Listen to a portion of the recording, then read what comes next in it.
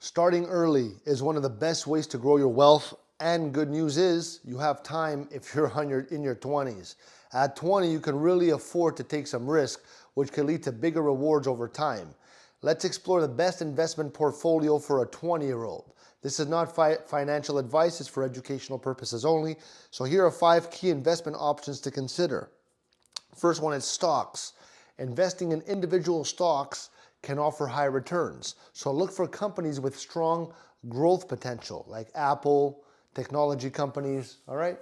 Then you even have ETFs, exchange traded funds. These funds offer a low-cost way to invest in a variety of stocks, which reduces the risk while providing growth.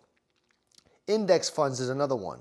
Index funds tracks a group of companies offering diversification and low management fees. It's a great option for long-term growth. Another one is robo-advisors. If you're new to investing, robo-advisors can create and manage a balanced portfolio for you based on your risk tolerance, okay? There's also cryptocurrency. Now, if you're open to high risk, high reward options, small investments in cryptocurrency could yield great returns in the future, okay? I would just buy and hold, or else it's too volatile.